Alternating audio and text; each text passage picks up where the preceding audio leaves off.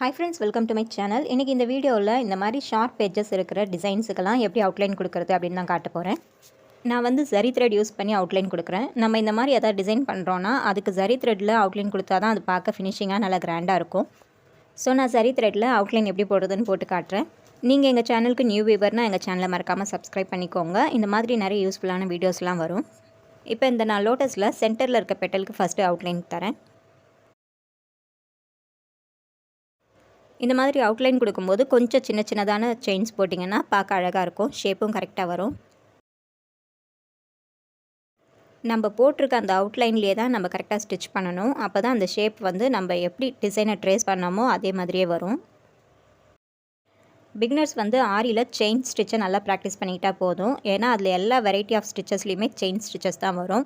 இப்போ இந்த ஷார்ப் எட்ஜில் எப்படி ஸ்டிச் போடுறது அப்படின்னு சொல்லி காட்டுறேன். இந்த எட்ஜ் வரைக்கும் நம்ம செயின் ஸ்டிச் போட்டுக்கணும். போட்டுட்டு மேலே ஒரு லாக் ஸ்டிச் போட்டு இப்படி பேக்வேர்ட்ஸில் இழுக்கணும். இழுத்து இந்த இடத்துல செயின் போட்டுக்கிட்டால் நம்மளுக்கு மேலே வந்து ஒரு பர்ஃபெக்டான ஷார்ப்னஸோட அந்த இடம் கிடச்சிரும். அதுக்கப்புறம் கண்டினியூஸாக செயின் ஸ்டிச் போடணும்.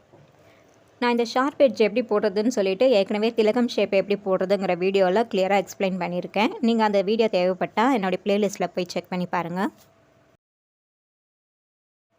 செயின் ஸ்டிச்சை கொஞ்சம் நார்மல் சைஸில் போட்டால் அது செயின் ஸ்டிச், கொஞ்சம் சின்னதாக போட்டால் அது லாக் ஸ்டிச், கொஞ்சம் பெருசாக போட்டால் அது ஃபில்லிங் ஸ்டிச். இந்த மாதிரி பேர் தான் மாறுமே தவிர எல்லாமே வந்து செயின் ஸ்டிச் தான் பேஸ் பண்ணி பார்த்தா.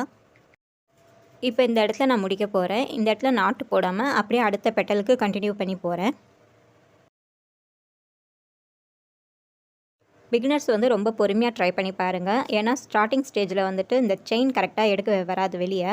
அப்போ நம்மளுக்கு ரொம்ப டென்ஷன் ஆகும், பிடிச்சி இழுப்போம். அந்த மாதிரிலாம் இழுத்தாக்கா நூல் வந்து கட் ஆகிடும்.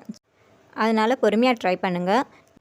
பிகினர்ஸ் வந்து நீடில் 90 டிகிரிஸ்லேயே வச்சு ஹேண்டில் பண்ண ப்ராக்டிஸ் பண்ணுங்கள். அப்போ தான் நூல் வந்து சிக்காமல் வரும். நீடில் கிராஸாக இருந்தால் ஜரி த்ரெட்டோட துணியில் இருக்க இழையும் சேர்த்து இழுத்துட்டு வரும். அப்போ வந்து நம்மளுக்கு அந்த செயின் மேலே வராது, சிக்கும். ஸோ நீடில் கரெக்டாக பிடிச்சிக்கோங்க. அதே மாதிரி கீழே த்ரெட்டை பிடிக்கும்போது ரொம்ப டைட்டாக பிடிக்கக்கூடாது. ரொம்ப டைட்டாக பிடிச்சோம்னா மேலே இழுக்கும்போது த்ரெட்டு கட் ஆகிடும். அதனால் அதையும் கரெக்டான டைட்டில் பிடிக்கணும். கீழே இருக்க த்ரெட்டை எந்த அளவுக்கு டைட்டாக பிடிக்கணும் அப்படின்னு சொல்லிட்டு நம்ம வாயால் சொன்னால் புரியாது. அது வந்து பை ப்ராக்டிஸ் தான் வந்து தெரியும். ஸோ நீங்கள் ப்ராக்டிஸ் பண்ண பண்ண உங்களுக்கே ஆட்டோமேட்டிக்காக அது எந்த அளவுக்கு டைட்டாக பிடிக்கணும் அப்படிங்கிறது தெரியும். ஸோ ப்ராக்டிஸ் பண்ணுங்கள். இப்போ இங்கே முடிக்கும்போது இந்த ஃபஸ்ட்டு போட்ட பெட்டல் இருக்குது இல்லைங்களா, அதனுடைய செயின்குள்ளே கொண்டு வந்து தான் நம்ம எண்டு நாட் போடணும். அப்போ தான் இந்த பெட்டல் வேறு அந்த பெட்டல் வேறு அப்படிங்கிற மாதிரி இருக்காது. நீங்கள் இந்த செயினுக்குள்ளே இல்லாமல் வெளியிலே நாட் போட்டிங்கன்னா பெட்டலுக்கு கேப் வரும். அதனால் இந்த செயினுக்குள்ளேயே கொண்டு வந்து முடிக்கணும். அதே மாதிரி நெக்ஸ்ட்டு பெட்டல் ஸ்டார்ட் பண்ணும்போதும் இந்த ஃபர்ஸ்ட் பெட்டலோடைய செயினில் இருந்தே தான் ஸ்டார்ட் பண்ணணும்.